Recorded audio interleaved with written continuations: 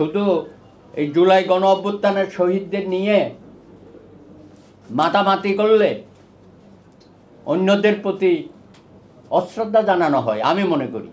ইলিয়াস আলী সহ শত শত নেতাকর্মী ক্রস ফায়ারে গেছে, প্রত্যেককে শহীদের মর্যাদা দিতে হবে এবং তাদেরও গেজেট করার জন্য আমি দাবি জানাবো। শেখ হাসিনা কত নিষ্ঠুর, ৩৬ জুলাইতে আমরা দেখেছি প্রায় ২২,০০০ আহত হয়েছে।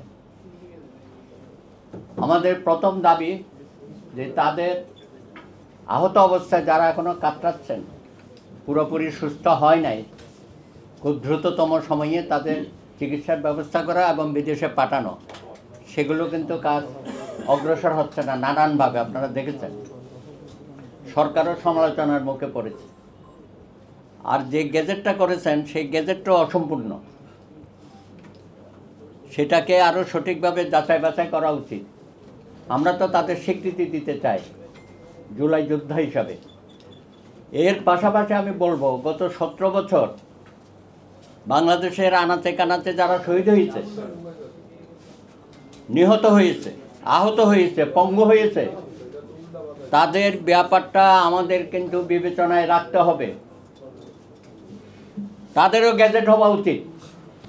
যারা গুম হয়েছে, ইলিয়াস আলী সহ শত শত নেতাকর্মী ক্রস ফায়ারে গেছে, প্রত্যেককে শহীদের মর্যাদা দিতে হবে এবং তাদেরও গ্যাজেট করার জন্য আমি দাবি জানাবো। জাতীয় নেতারা এখানে উপস্থিত আছেন, আপনারা এটা বিবেচনায় নেবেন। আমরা তো কারো প্রতি বিমাতা সুলভ আচরণ করতে পারি না। সর্বাগ্রে জুলাই অবশ্যই তারা করেছে, আত্মাহুতি দিয়েছে, সরকারের পতন হয়েছে, হাসিনা পালিয়ে গেছে।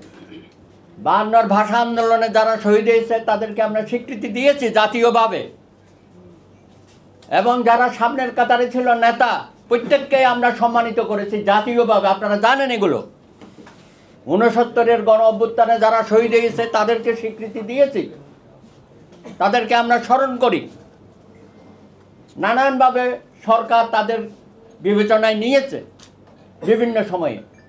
৭১-এর মহান মুক্তিযুদ্ধে যারা শহীদ হয়েছে তাদেরকেও আমরা স্বীকৃতি দিয়েছি। শহীদ পরিবারগুলোর কথা আমরা সঠিকভাবে কিন্তু লিপিবদ্ধ করতে পারি নাই, পরিবারগুলোর পাশে আমরা দাঁড়াতে পারি নাই। লক্ষ লক্ষ শহীদ মা বোনের ইজ্জত গেছে, সেগুলো কিন্তু আমরা সঠিক বিবেচনা করতে পারি নাই। এটাও আমাদের করতে হবে, না হয় ইতিহাস আমাদেরকে ক্ষমা করবে না। এর পরবর্তী পর্যায়ে আসেন ৯০-এর যোদ্ধারা আছে এখানে,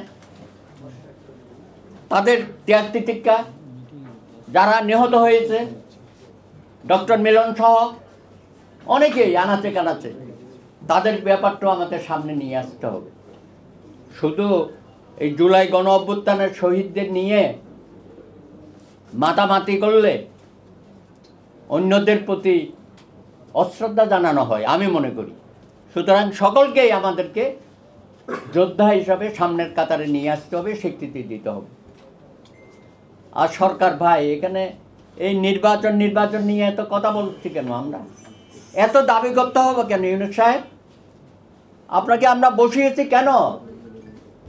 দেশের একটা ক্রান্তিকালে সকলে মিলে আপনাকে আমরা সমর্থন দিয়েছি, আর আপনি বলে বসলেন যে ছাত্ররা আমাকে বসিয়েছে, ওরা কি আমার নিয়োগদাতা। আবার নিউ ইয়র্কে না কোথায় গিয়ে বললেন আরেকজন মাস্টার মাইন্ড। আপনার কথাবার্তার মধ্যেও তো একটু অসঙ্গতি আমরা লক্ষ্য করছি। ভাই, অতীতেও যারা বাংলাদেশে বা পাকিস্তান আমল থেকে যারা যুদ্ধ করেছে যোদ্ধা, তারা তো কখনো এইভাবে মাঠে নেমে ক্ষমতার অংশীদারিত্ব চায় নাই। আপনাদের কি হয়েছে? সব জায়গায় বক্তৃতা করে বেড়াচ্ছেন, আবার বলেন আগামী দিনে ক্ষমতা যাওয়ার নাকি আপনাদের খুব নিশ্চিত হয়ে গেছে। ন্যাশনাল চিলড্রেন পার্টি, আমি এক সময় খেলাঘর করতাম শিশু কিশোরদের নিয়ে। আপনাদের কথাবার্তায় তো মনে হচ্ছে যে আমরা কি শিশু কিশোরদের হাতে বাংলাদেশটা ছেড়ে দেব? আপনারা তো আপনাদের ভাই যারা শহীদ হয়েছে তাদের কথা খুব বলছেন না। আপনারা এখন রাষ্ট্রীয় সমস্ত বিষয়ে কথা বলছেন, আন্তর্জাতিক বিষয়ে কথা অবশ্যই কথা বলবেন না কেন? ছাত্রদের তো এটাই ভূমিকা হওয়ার কথা। আমাদের ছাত্র জীবনেও আমরা তাই করেছি।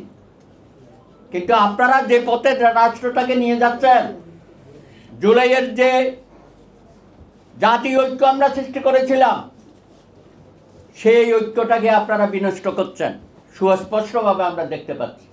এটা কোনোদিনও জাতি আপনাদেরকে ক্ষমা করবে না। আজকে নানানভাবে ফজলি ফিকির করছেন নির্বাচনটা যাতে না হয়, দীর্ঘায়িত হয়। তার মধ্যে আবার অন্যান্য দল, আপনারা জানেন কারা কারা এনসিপির সাথে একই সুরে কথা বলছে।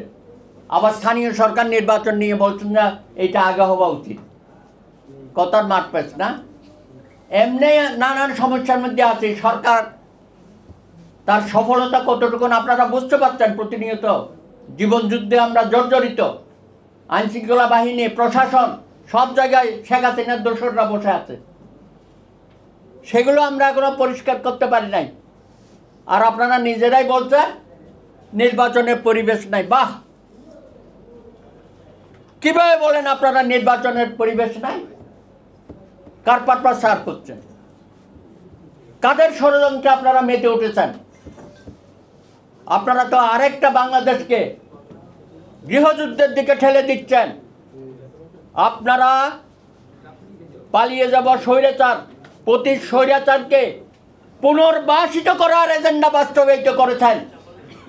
সুতরাং আমরা আজকের এই সভা থেকে হুঁশিয়ারি উচ্চারণ করতে চাই, আগুন নিয়ে খেলবেন না। আমরা একটা শান্তি সমৃদ্ধশালী বাংলাদেশ প্রতিষ্ঠা করতে চাই। সুষ্ঠু নির্বাচনের মধ্য দিয়ে ক্ষমতা হস্তান্তর চাই।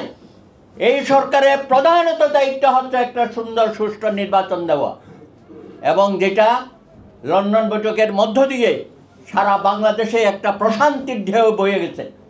সবাই এখন নির্বাচন মুখে হয়ে গেছে। এই সরকারকে ব্যর্থ করার জন্য আপনারা কয়েকটি দল, এই শিশু দল সহ আপনারা উঠে পড়ে লেগেছেন। আমরা তো ঐক্যমতে পৌঁছেছি, বিভিন্ন বিষয়ে আমাদের ঐক্যমত হয়েছে। সংস্কারের বিষয়ে বিএনপি সহ আমরা ৩১ দফা ৩ বছর আগে দিয়েছি। এখন এসে আমাদেরকে সংস্কার শেখান। এই সংস্কারের নামে আপনারা বাংলাদেশে কুসংস্কার করার চেষ্টা করছেন, সেটা প্রতিহত করা হবে। তাই আসুন আজকে সকলে মিলে এই সরকারকে বলি, জনাব তারেক রহমানের সাথে বৈঠকের মধ্য দিয়ে সারা দেশে যে বার্তা দিয়েছেন, সেই বার্তা অবশ্যই বাংলাদেশে কার্যকর করতে হবে। না হলে আপনাদেরকেও ফখরুদ্দিন মঈনুদ্দিনের মতো পালিয়ে যেতে হবে। আমি আশা করব জনাব ইউনূস সাহেব সেই পর্যায়ে আমাদেরকে নেবেন না। অনেক অনেক ধন্যবাদ।